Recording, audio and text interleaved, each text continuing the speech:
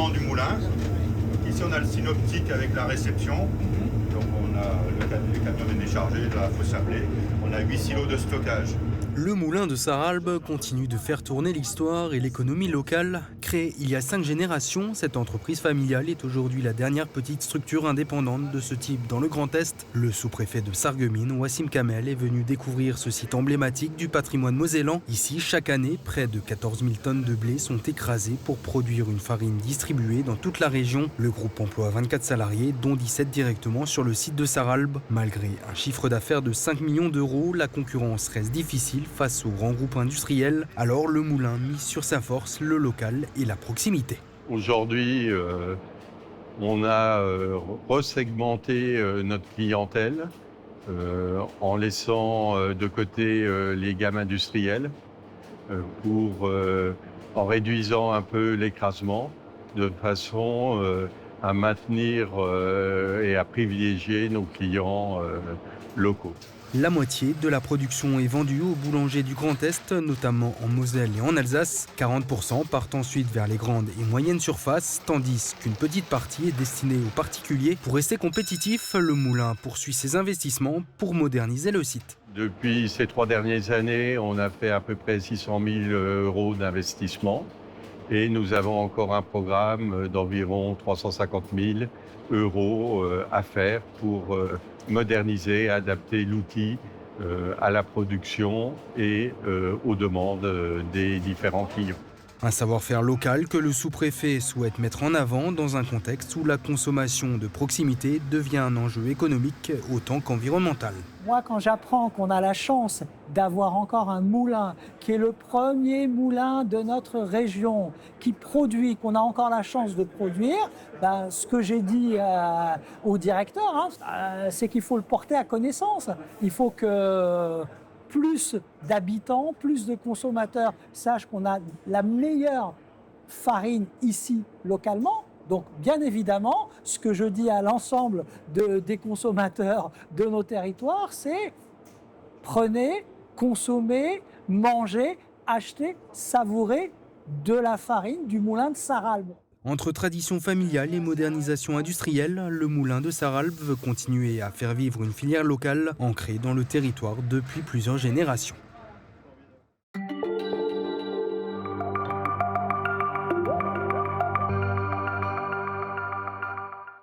Distribution des rôles à la casque. L'intercommunalité, désormais présidée par Marc Zingraff, était réunie en conseil en fin de semaine dernière. La désignation des membres de la collectivité appelés à siéger dans les différents organismes où la casque est représentée était l'enjeu principal de la réunion pour les élus, mais un enjeu tout à fait relatif pour les habitants, donc je ne vais pas m'attarder sur ce sujet. Selon moi, les informations les plus intéressantes ont été données en début de séance. Nouvellement installé, Marc Zingraff a pris la parole pour demander du temps aux élus et par ricochet aux habitants. Leur entrée en fonction est récente, à peine un mois, et ils n'ont pas encore eu le temps d'apporter de réels changements par rapport à ce qui se faisait lors du ou des mandats précédents. On ne peut pas tout changer en quelques jours. On ne peut pas répondre à tout et de manière aussi précise en quelques jours. Tout le monde travaille, tout le monde s'est mis au travail très vite, que ce soit d'ailleurs dans les services, que ce soit du côté des élus, et nous nous appliquons tous à répondre à vos attentes dans les meilleurs délais. Car les problématiques, ou les problèmes selon l'interprétation qu'on en fait, n'attendent pas. Il n'aura échappé à personne que de nombreuses caravanes ont décidé ces dernières semaines, ou plus exactement ces derniers mois, de stationner illégalement sur le territoire de l'intercommunalité. Depuis le début de l'année, on n'a jamais vu autant de gens du voyage de passage, que ce soit dans vos communes, que ce soit dans la ville-centre, etc. Donc ça veut dire que Patricia, mon père, première VP en délégation de cette question, eh bien, elle a fort à faire tout de suite, c'est le baptême du feu pratiquement au quotidien, n'est-ce pas? Nous sommes en règle par rapport aux gens du voyage, par rapport aux installations. L'aire de grand passage est en règle. Ces gens ne veulent pas y aller puisque le coût est trop élevé, mais ils restent de toute façon dans la ligne des autres collectivités. Donc c'est un sujet sur lequel on va aborder, probablement avec vous, tous ceux qui vont s'inscrire en commission gens du voyage. Donc on a un gros travail à faire. Effectivement, là, vous êtes un peu plus calme. Ils sont partis, pour certains à Béreune, d'autres à Bouchebar. De Grosse-Blie, ils sont partis de Grosse-Blie pour aller à Grosse-Blie, mais pas dans la même zone, donc la zone de Castorama.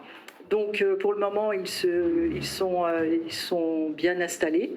Ils ont un avis, je crois que c'est déjà en cours, l'avis d'expulsion. Donc il faut savoir que lorsqu'il y a un avis d'expulsion, c'est une quinzaine de jours avant qu'ils ne partent. Donc pendant 15 jours, vous risquez de les voir. Où ils vont aller, on ne sait pas. Donc voilà. Donc vous nous laissez le temps au service de nous mettre en route et croyez-moi, je ne lâcherai pas le dossier.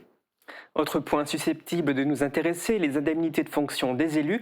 Elles ont été fixées lors de ce conseil communautaire et cette décision n'a fait l'objet d'aucun vote contre et d'aucune abstention.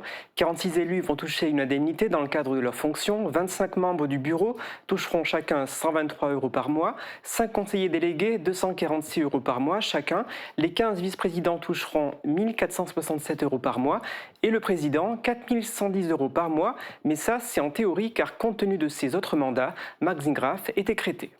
Quelques remarques générales dans ce sens-là. D'abord, vous avez pu remarquer, si vous avez regardé ça de près, la continuité dans les chiffres proposés et pas d'augmentation par rapport à ce qu'on a pu connaître au niveau de la maison précédemment. Vous avez pu remarquer aussi que ni le président ni les VP ne vont percevoir le maximum autorisé.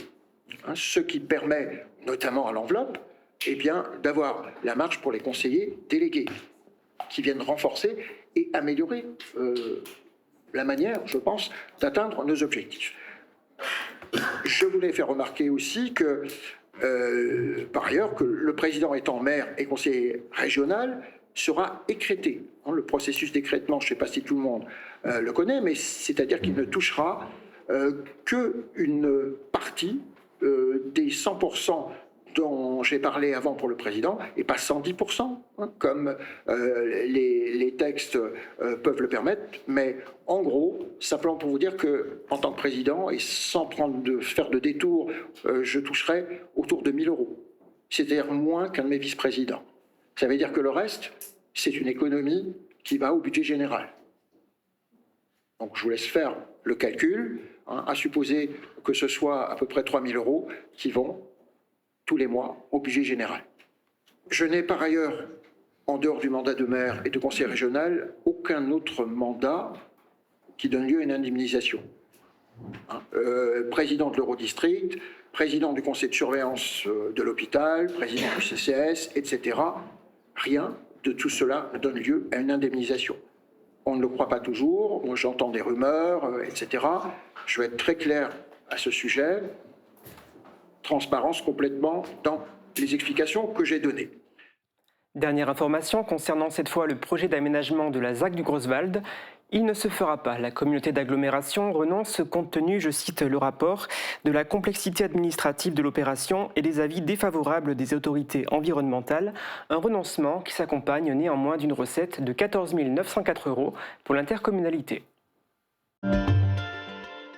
Chaque élève est mandaté d'une mission, c'est-à-dire de présenter en fait une discipline avec les contenus pédagogiques, les compétences qui sont réalisées. Depuis que ces sixièmes s'autocritiquent en conseil de classe, la professeure de SVT Sarah Dieni ne tombe plus systématiquement sur le répondeur des parents. Les enjeux, ils étaient vraiment de créer une relation en fait entre les familles et l'établissement. Et puis les familles surtout en fait n'ont plus aucune barrière en fait pour appeler, pour venir, pour discuter. Mise en place au premier semestre, ce conseil de classe participatif semble porter ses fruits. On avait donc les professeurs, l'ensemble des professeurs de l'équipe pédagogique d'un côté, les parents d'un autre côté. Si les autres fois nous n'avions que 8 familles lors des réunions, nous avions là 23 familles sur 25, donc ça a vraiment été quelque chose de très bien. Des initiatives de terrain pour rétablir la confiance entre l'école et les familles, c'est ce que le corps enseignant a présenté face à leur ministre de passage à Metz vendredi 22 mai. C'est jointe à eux la première dame, engagée contre le harcèlement scolaire, qui a fait la surprise de sa présence. Réinventer, réécrire une relation aux parents, mais quelque part aussi réécrire une relation entre les services et les établissements scolaires. On a un enjeu à rendre compréhensible par tous ce qui nous semble peut-être très très clair en interne, mais enfin ce que ni les élèves ni parfois les parents nous comprennent ou nous comprennent bien. Le constat est partagé, il y a urgence à agir. C'est à partir du Covid, il y a eu une rupture. Donc on a été isolés, les parents étaient isolés chez eux, ils ont dû faire l'école. Ça a été très compliqué et là il faut refaire complètement ce qui a été détruit parce que la confiance a été détruite. Et lorsque les échanges parents-école sont au point mort, le harcèlement scolaire peut proliférer et mener au drame. Ce fut le cas pour la jeune Sarah qui s'est suicidée à Sarreguemines en octobre dernier. Elle était petite. Elle avait 9 ans. La justice a reconnu que c'est un problème de harcèlement, c'est très important. On est totalement avec les parents derrière, on les soutient, qui ne se sont pas rendus compte aussi, comme nous tous autour, communauté éducative, de ce qu'elle subissait. Beaucoup de parents nous disent on est un petit peu perdus, parce que ça va trop vite. Ça va trop vite, ils ne nous parlent pas forcément, et c'est très vite trop tard. Alors, pour restaurer cette communication, que faire ? J'aurai l'occasion, sur la parentalité, d'exposer un peu ma vision dans quelques semaines. Donc il va falloir attendre un tout petit peu. Mais justement, je viens me nourrir d'abord, avant de dire ce que je porte ou ce que je généralise. Dans sa circulaire de rentrée, publiée au début du mois, le ministre faisait du rétablissement de ce lien l'une des priorités pour l'année prochaine. Reste à voir comment la concrétiser. Super Error Bac vous accompagne au quotidien et par tous les temps. Des bouquets colorés et parfumés, des plats frais et gourmands, ça ressemble au printemps. Cafétéria et fleuriste à retrouver à l'entrée de votre magasin. La météo avec U, commerçant autrement. Bonjour à tous, bienvenue dans cette météo. Pour demain, la journée se déroule sous un ciel bien clair et ensoleillé. En fin d'après-midi, quelques nuages peuvent se balader. Les températures sont toujours aussi hautes, 28 degrés en fin de matinée et jusqu'à 31 degrés l'après-midi. Demain, n'oubliez pas de souhaiter une bonne fête au Gérard. Très bonne journée sur Mosaïque Cristal.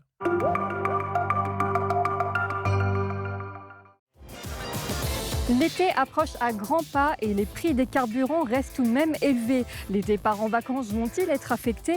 On s'est posé la question ce mois-ci dans Grenzenlos. Nous verrons comment les automobilistes, les voyageurs et les infrastructures se préparent à la saison estivale. Direction l'aéroport de Sarrebruck pour en savoir plus sur l'état du trafic aérien à la veille de l'été.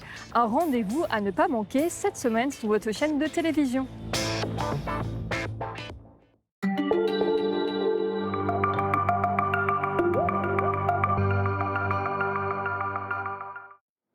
Bonjour à toutes et à tous et bienvenue sur le plateau de Mosaïque Cristal.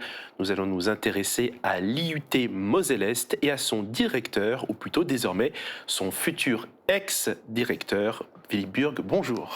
Bonjour, merci de m'accueillir.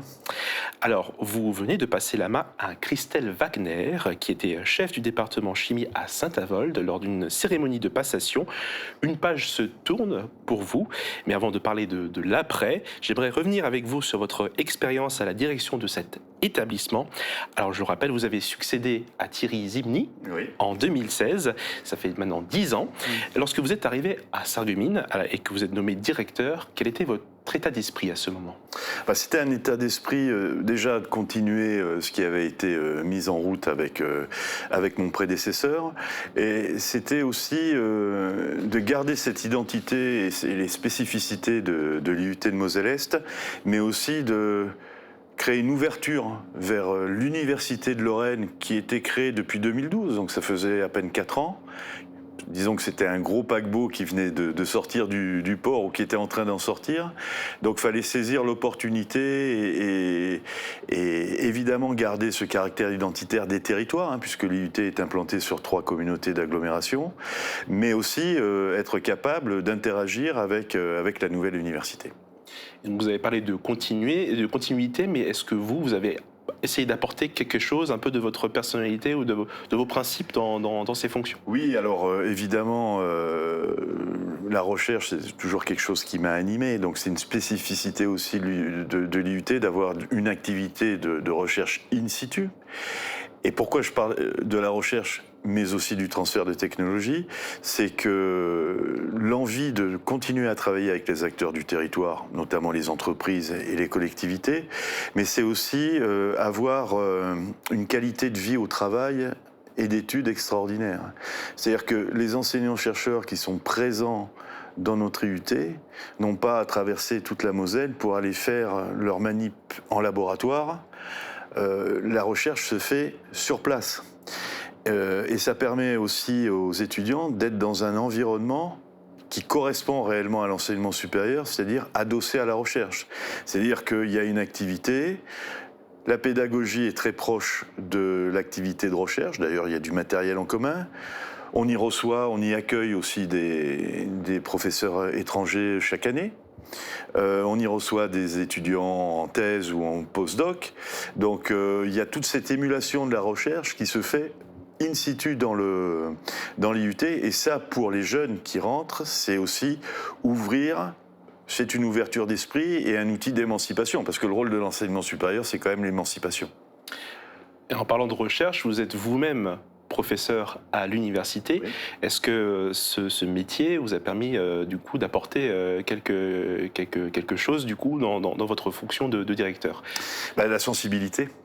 C'est-à-dire que le fait d'être enseignant-chercheur et d'avoir une activité à une période de ma carrière soutenue dans la recherche me permet de vouloir soutenir et de comprendre en fait les problématiques que peuvent rencontrer les jeunes qu'on vient de recruter et de souhaiter développer et de voir les enjeux en fait de la recherche pour les retombées du territoire.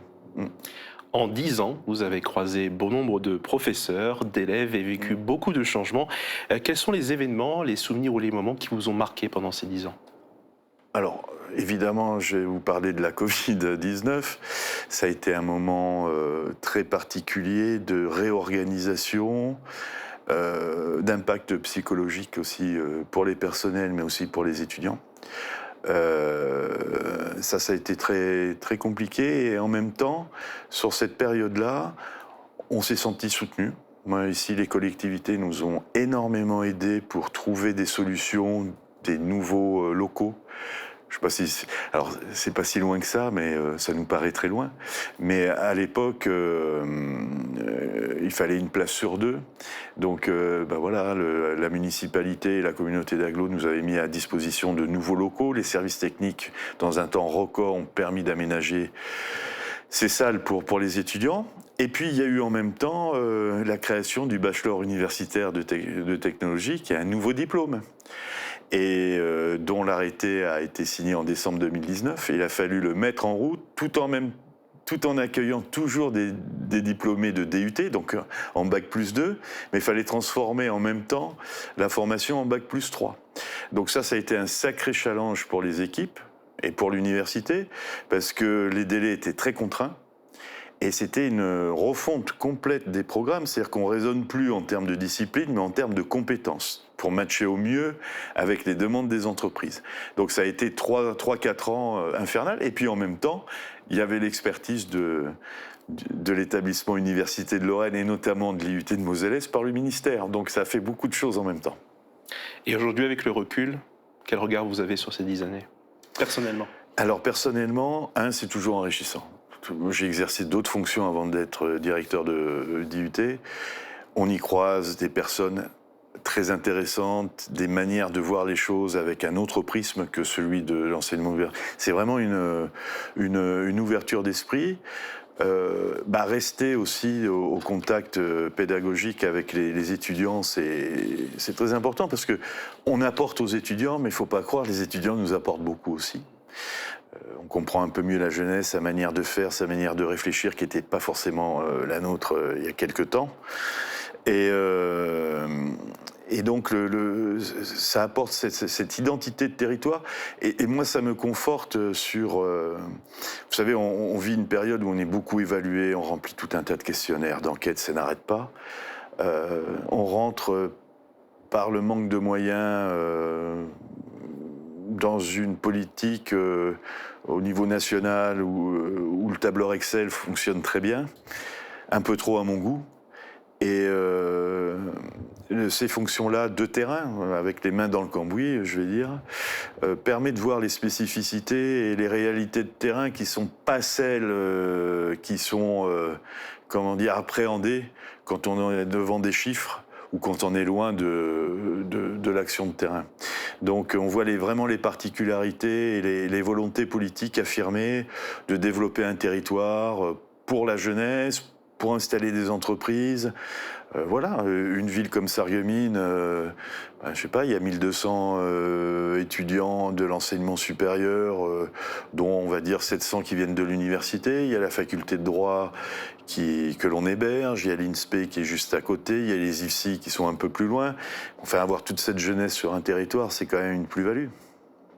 Et une raison particulière pour laquelle vous avez décidé d'arrêter, ou justement non, il fallait que vous arrêtiez? C'est réglementaire. C'est réglementaire, d'accord. C'est 2 mandats de 5 ans, donc j'avais recandidaté à ces fonctions en 2021. Et au-delà de 2 fois 5 ans, on ne peut plus exercer la fonction de directeur. Voilà, donc c'est la loi. Très bien. Alors, lors de la cérémonie de passation, nous avons recueilli la réaction de la nouvelle directrice, Christelle Wagner. Elle a répondu à nos questions. Je vous propose de l'écouter. Moi, quand j'ai commencé mes études universitaires, en fait, j'ai préparé un DUT chimie, donc au département chimie de Saint-Avold. Et vraiment, c'est ce qui m'a donné cet élan universitaire, cette envie d'aller toujours plus loin. Et c'est ce qui m'a mis le pied à l'étrier. Et donc une fierté d'intégrer l'IUT de Moselle-Est, puisque le département de chimie de Saint-Avold fait partie de cette IUT, et de poursuivre la dynamique en fait, qui est engagée maintenant depuis 20 ans avec les 2 directions successives, et vraiment de donner la chance à nos étudiants ici, sur les sites un peu plus éloignés des métropoles, de pouvoir poursuivre des études universitaires. Il y a beaucoup de défis sur lesquels on va devoir travailler. Ce que je disais, les défis démographiques, il va y avoir une baisse, ça c'est vraiment inévitable. Donc la force, c'est le collectif, comme dirait un collègue que je connais très bien. Seul, on va plus vite, mais ensemble, on va plus loin. Donc moi, je travaille beaucoup, quand j'étais chef de département chimie, avec mes équipes. Le collectif permet d'avoir des idées. Je vais aussi travailler sur la transparence, parce que c'est important de communiquer avec ses équipes, d'expliquer un petit peu les démarches ou les axes que l'on va mener. Donc il y a des défis, il y a, comme je vous disais, le bien-être étudiant. Pour moi, c'est important. Les étudiants, voilà, il y a quand même de la détresse psychologique. Actuellement, on le ressent partout au niveau des formations.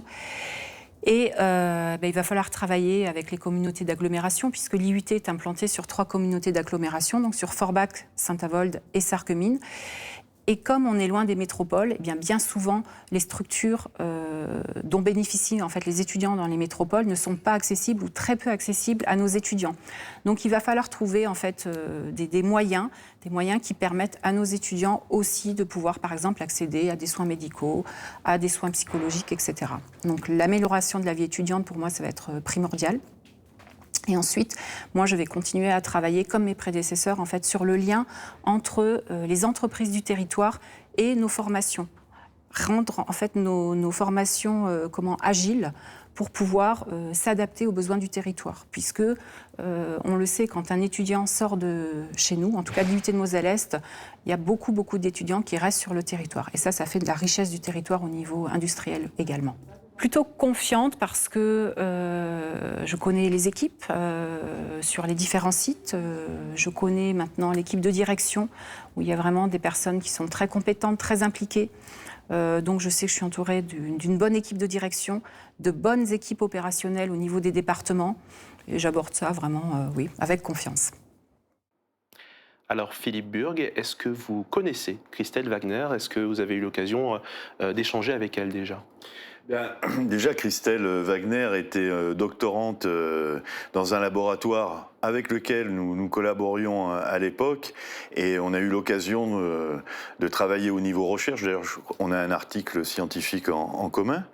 Et puis elle est revenue, donc elle a pris ses fonctions de chef de département en 2021, du département chimie à Saint-Avold, dans lequel je suis affecté. Et puis, c'est quelqu'un que je connais depuis assez longtemps et qui avait, à mon sens, je pense qu'il y a beaucoup de qualités pour être la directrice de cette IUT. Elle a été élue par le conseil d'IUT au mois de janvier. Et on a voulu volontairement, évidemment, une élection assez anticipée avant sa prise de fonction qui est au 1er juin prochain. pour avoir un délai de tuilage important. Je rappelle qu'on est installé, les 4 départements sont installés sur 4 communautés d'agglomération, donc Forbach, Saint-Avold et Sarreguemines, qu'on a une plateforme de transfert de technologie qui est aussi installée sur une autre communauté d'agglomération. Donc il y a ce passage de témoins, la rencontre avec les politiques, il y avait un temps de pause aussi avec les élections municipales et les conseils communautaires, donc ça prenait du temps. Et puis on est aussi structuré au niveau de l'Université de Lorraine au niveau pédagogique par des collégiums. C'est-à-dire qu'il y a un collégium qui s'appelle Collégium Technologie qui regroupe les 8 IUT de l'Université de Lorraine et il fallait le temps aussi à Christelle de rencontrer la directrice du collégium, d'appréhender son fonctionnement, de rencontrer les autres directeurs et directrices d'IUT, des 7 autres IUT. Donc voilà, ça fait plusieurs mois qu'on travaille ensemble et c'est avec grand plaisir et avec une confiance en ce qui me concerne dans l'avenir, dans le cadre de ces fonctions, sans aucun problème. Et l'avenir de votre côté, quelle sera la suite? Quels sont vos projets? Alors, pour la suite, je vais continuer à travailler au sein du Collégium Technologie et plutôt sur la relation des sites d'équilibre, délocalisés, enfin, ils ont eu différents adjectifs, différents qualificatifs, notamment sur les relations et le lien et comment les collectivités peuvent apporter davantage à ces sites installés hors grande métropole comme Metz ou Nancy. Et ça vient compléter le travail qui est déjà engagé par l'université dans le cadre du schéma de déploiement universitaire territorial qui est porté par un vice-président. Et ça me permettra non seulement de travailler avec cette équipe, mais aussi de faire le lien avec les politiques locaux et les directeurs et directrices de ces sites en marge des grandes métropoles. Eh bien, merci beaucoup, Philippe Burg, d'avoir été avec nous sur ce plateau pour ce moment de partage. Merci. Merci. On vous souhaite d'ailleurs le meilleur pour la suite. C'est très gentil, merci beaucoup. Et moi, je vous dis à très bientôt. Passez tous une très belle journée.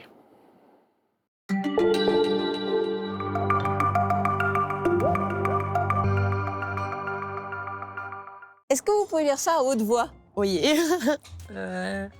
Wenn de Alpisch spielt nicht unter de Alt, en schretsch de nous vom Alde. C'était ça? C'est pas mal. Est-ce que vous avez une idée de ce que ça veut dire en français? Absolument pas, je parle pas du tout allemand. C'est pas de l'allemand, si c'est de l'allemand. C'est du plate? C'est du plate, non, je sais pas du tout ce que ça veut dire. Évite de trop fréquenter les vieux envieillissants, sans quoi tu ne parleras toujours que du passé. C'est un signe, c'est un signe. Ok. C'est écrit en français, ça? Non? Ah bon. C'est écrit en plate. En plate? Le patois d'ici. Ah, oh là là. Oh là, comme je suis pas d'ici. Hein. Wenn der Alpisch blieb nur nicht unter die Alte. Uns, je sais pas ce que c'est. C'est nur vom Alte. Qu'est-ce que ça veut dire en français? Si tu es âgé, ne reste pas avec les personnes âgées, c'est ça? Et tu parles uniquement de personnes âgées. C'est exactement ça. Merci beaucoup. Oui, mais bravo. On a été élevés en patois. Wenn der Alpisch blieb nummer nicht unter der Alte. Uns redst du nur vom Alter. Et qu'est-ce que ça veut dire en français? Si tu es vieux, il ne faut pas rester avec les vieux. Et après, je ne sais plus, uns redst du nur von Alter. Bah oui, parce que tu parles plus que de choses, de l'âge des vieux, quoi. Hein. C'est tout. Eh ben bravo. Évite de trop faire les vieux, sur quoi tu parleras toujours que du passé. Exactement, c'est ça.